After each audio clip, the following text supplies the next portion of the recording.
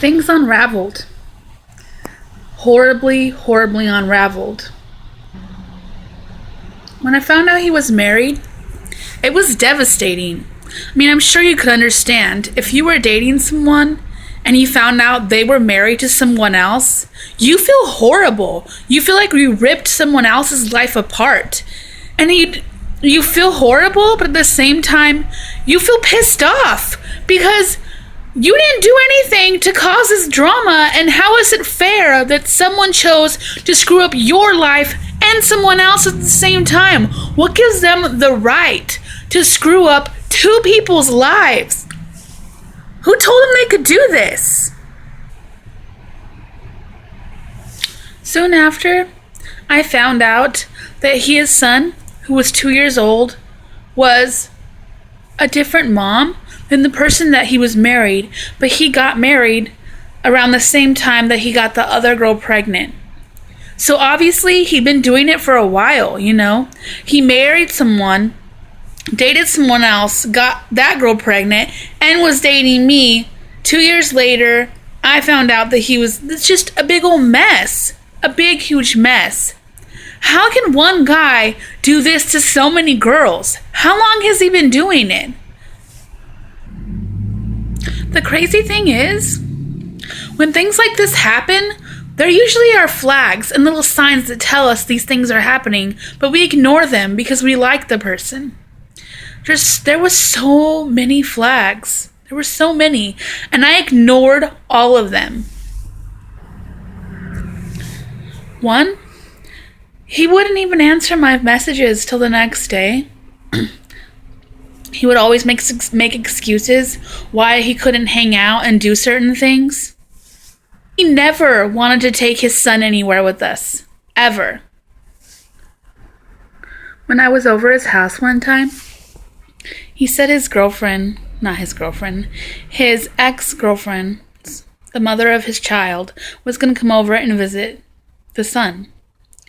And so he said, before she comes over, I just want to tell you, don't listen to anything she says because she's crazy and something is literally wrong with her. And so obviously you're going to listen to the guy, but really I should have took that as another sign. But instead I didn't.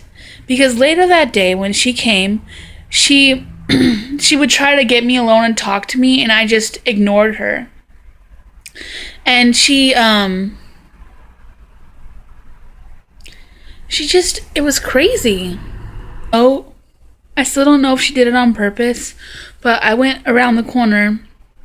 She was in the room, and I went to go around the corner into the room that she was in, and I heard her say on the phone, oh yeah, they're still together. No, I haven't talked to her yet.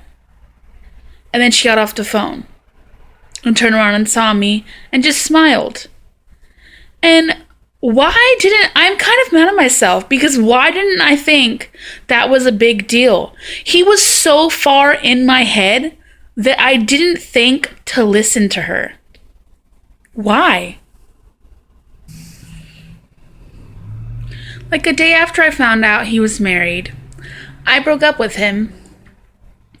And we started... I'd stopped talking to him and didn't do anything whatsoever in his direction. And he would just keep texting me, and a few months later we became friends, and I just thinking back now, it's dumb. Why would I become friends with someone that did that to me? And I still don't know if he was still married to her or if that was just he was married, but he wasn't with her. I have no idea. And honestly, I was too afraid to ask, which is dumb. If you're in this situation, ask questions. Ask questions. Quit being scared to know the things that you want to know. Don't be afraid to tell people what you're thinking. Stop being afraid. Stop being afraid. I wish I would have told myself that, and I wish I would have listened.